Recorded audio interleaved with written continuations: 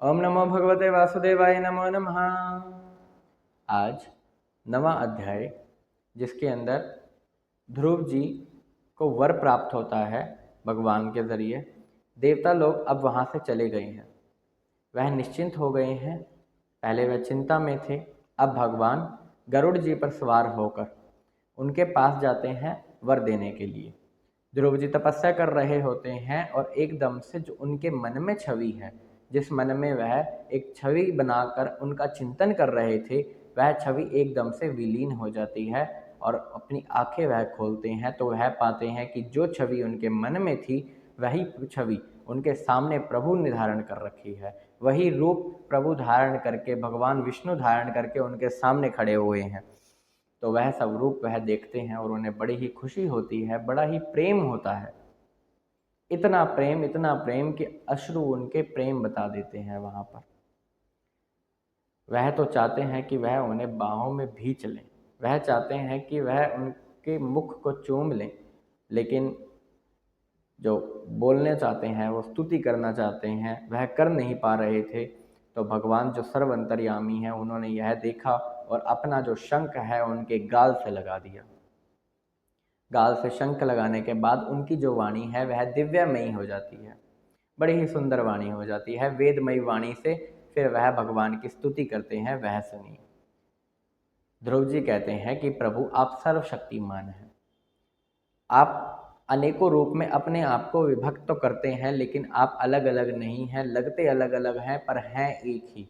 जिस प्रकार यह मनुष्य शरीर है और इसके अंदर यह हाथ और यह सर की बात करूँ तो मैं यही कहूँगा यह शरीर के हैं। तो इसी प्रकार जो भगवान है वह भी एक ही हैं। जैसे अनेक प्रकार की अग्नि होती है, दिखती अलग अलग है लेकिन होती एक ही है। एक अग्नि शमशान की होती है, एक अग्नि मंदिर की ज्योत की होती है। दोनों में कितना अंतर है, लेकिन अग्नि तो अग्नि है। इसी प्रकार प्रभु आप भी एक ही हैं। प्रभु आप हमेशा अपने भक्तों की रक्षा करते हैं।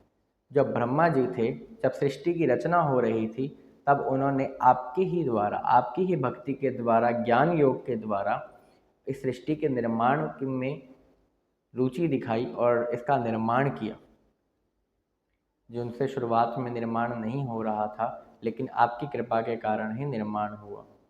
प्रभु आप सब कुछ करने में सर्वसमर्थ हैं, हर भक्त की इच्छा पूरी करने में आप उनके शरणागत हैं।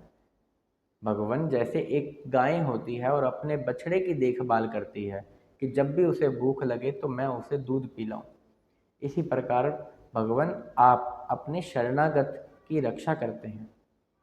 यहाँ तक कि चाहे जो आपके शरणागत हैं या जो आपके भक्तों के संग में हैं, उनकी जो पुत्र और पुत्री होते हैं, पति, जो भी हैं रिश्ते संबंध, उनके अंदर सुधि नहीं रहती, क्योंकि या तो आपकी शरणों का ध्यान हो जाए या फिर आपके भक्तों का संग हो जाए, और उन पर आपकी कृपा निरंतर बनी रहती है। आप हमेशा उनके साथ रहते हैं, उन पर कभी कोई कष्ट नहीं आता।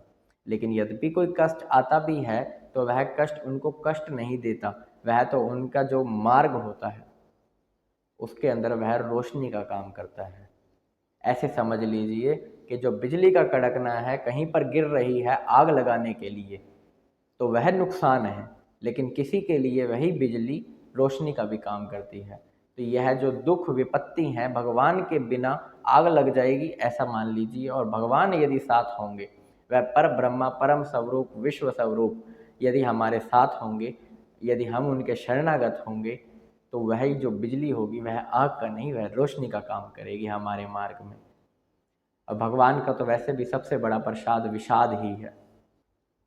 इस प्रकार भगवान की स्तुति करते हैं ध्रुव जी, और श्री भगवान कहते हैं कि तुम जो पाना चाहते हो, जिसके लिए तुमने उत्तम व्रतों का पालन किया है, मेरी तपस्या की है, उसके लिए जो परम पद है वह मैं तुम्हें जरूर प्राप्त करवाऊंगा। लेकिन यह जो परम पद है यह बड़ा ही पाना दुर्लभ है। इसके लिए तो बड़ी ही कठिन परीक्षा देनी पड़ती हैं, लेकिन तुम्हें यह सरल ही उपलब्ध हो रहा है। यह जो लोक है यह कोई आम लोक नहीं है जो मैं तुम्हें देने वाला हूँ।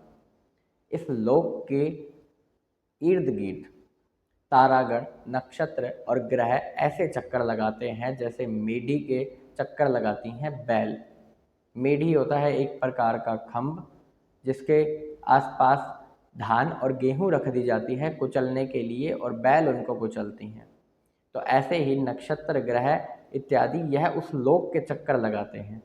सभी लोकों के नष्ट होने जाने के बाद भी इस लोक का नष्ट होना संभव ही नहीं है, यह हमेशा स्थिर रहता है। और इस लोक का नाम है ध्रुव लोक, जो कि ध्रुव को प्राप्त होता है भगवान नारायण के द्वारा। ध्रुव जी को वर प्राप्ति के बाद भगवान कहते हैं कि तुम अब जब अपने नगर को लौट जाओगे तो तुम्हारे पिता वन को चले जाएंगे और तुम्हें राज्य सौंप देंगे। वह राज्य प्राप्त करने के बाद तुम 36,000 वर्ष तक इस धरती पर उसका शासन करोगे। उसके बाद तुम मेरे ही निज धाम को आ जाओगे, जहां से फिर संसार में लौटना संभव नहीं है।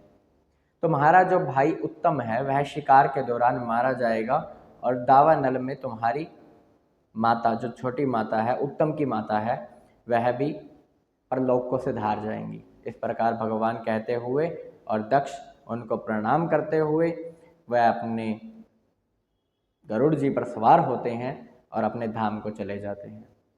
अब ध्रुव जी मन में सोच रहे हैं कि मेरा चित्त तो अभी भी प्रसन्न नहीं है, उनको अभी भी व्याकुलता है। अब यहाँ तो हर किसी के मन में यही प्रश्न उठता है, वही प्रश्न विदुर जी के मन में उठा है और वह मैत्रेय जी से पूछ रहे हैं। कहते हैं कि अब भी उनके मन में शंका है। जो वह चाहते थे, जिसके लिए उन्होंने नगर छोड़ा, जिसके लिए उन्होंने 6 महीने तपस्या की, इतनी कड़ी तपस्या करी, एक पांव पर खड़े रहे, और वह परम पद जब उन्होंने प्राप्त कर लिया तब भी उनके चित्त में प्रसन्नता नहीं है। इसका कारण क्या है मैत्रेय ऋषि? कृपया करके आप मुझे बताइए। तो वह उन्हें बताते हैं कि बाद में जब भगवत दर्शन हो गया उन्हें, तब उन्हें पता लगा कि जो नारद जी शुरू में कह रहे थे कि जो मोह है वही सुख और दुख का कारण है, इसके सिवा कुछ नहीं है। जो तुम्हें मिलता है उसको सुखपूर्वक ही एक्सेप्ट कर लेना चाहिए, नहीं तो उसका कारण बड़ा ही बुरा होता है। अब उन्हें भगवत दर्शन के बाद पता चल रहा है कि संसार बंधन को काटने वाले से मैंने संसार मांग लिया, जो कि नाशवान है। तो नाशवान संसार पाकर उनका चित्त प्रसन्न नहीं है। जो मुक्ति देने वाले हैं, जो मृत्यु को अपने हाथों में रखने वाले हैं, उनसे मैंने क्या मांगा? यह नाशवान संसार मांगा। अब ध्रुव जी इसलिए प्रसन्न नहीं है, लेकिन इसमें आप कुछ नहीं कर सकते। ध्रुव जी अब नगर को वापस को लौटते हैं। जो उनके पिता हैं उतानपाद, उनको यह खबर मिलती है कि मेरे पुत्र वापस आ रहे हैं। पहले तो उन्हें विश्वास नहीं होता कि उनके पुत्र वापस आ रहे हैं, लेकिन उनके लिए तो ये बात है कि यमलोक से कोई वापस आ रहा है। तो ऐसे ही किसी को विश्वास ना हो, लेकिन उन्हें जब नारद जी के वचनों का स्मरण हो उठता है तब वह मान लेते हैं कि हाँ, मेरा पुत्र वापस आ रहा है।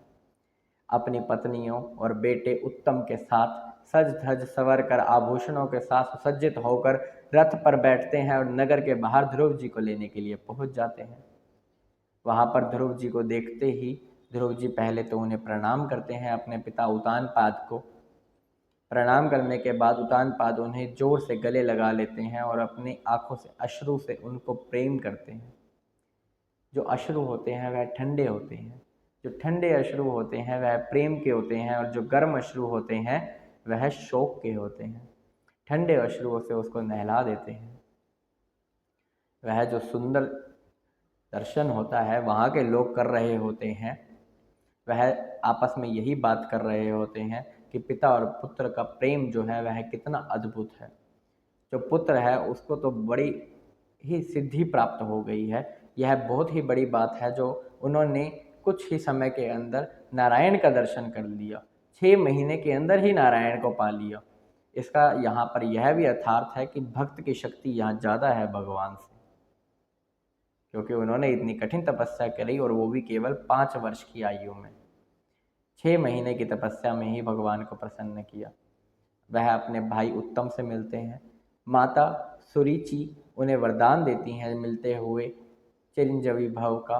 उसके बाद वह माता अपनी सुनीति से मिलते हैं। वैसे सुनीति माता जब उन्हें भेज रही होती हैं तब उनके मन में बड़ा ही संताप होता है, लेकिन अब कोई संताप नहीं है। जब उन्होंने ध्रुव जी को गले से लगाया तब उनका सारा संताप मिट गया, क्योंकि उनके पुत्र उनकी बाहों में है और वह प्रेम उनके पास है, तो उन्हें अब किसी चीज़ की कामना ही नहीं है। ध्रुव जी रथ पर सवार होते हैं और अपने नगर की ओर चले जाते हैं। जब वह नगर से जा रहे होते हैं, राज्य की ओर राजा के साथ जा रहे होते हैं, तब वह देखते हैं पूरा का पूरा नगर वासियों ने सजा रखा है। हर जगह घी के दीप जल रहे हैं, बड़े बड़े खम्भ हैं, चंदन की लिपाई की हुई है, सभी बड़े ही सुंदर वस्त्र पहने हुए हैं। जो मार्ग है वह बड़े ही साफ सुथरे हैं, सभी लोग प्रसन्न हैं, खुश हैं। इससे बड़ी प्रसन्नता तो क्या ही हो सकती है। ध्रुव जी यह सब देखते हैं। वैसे तो ध्रुव जी को वरदान मिल चुका है, परम पद मिल चुका है, परम स्वरूप विश्व स्वरूप नारायण से। तो जब उनके दर्शन हो जाएं या उनका संग हो जाए या उनका आशीर्वाद प्राप्त हो जाए, जो उनके शरणागत हो जाएं, तो फिर उन्हें किसी के आगे झुकना नहीं पड़ता, फिर सब उनके आगे झुकते हैं। तो ध्रुव अब पहुंच जाते हैं घर और राजा देखते हैं कि अब मेरी भी यहाँ से जाने के लिए उम्र हो चुकी है, तो मुझे भी यहाँ से चलना चाहिए। तो वह वन की ओर चल देते हैं और अपना संपूर्ण साम्राज्य ध्रुव अपने पुत्र को सौंप देते हैं।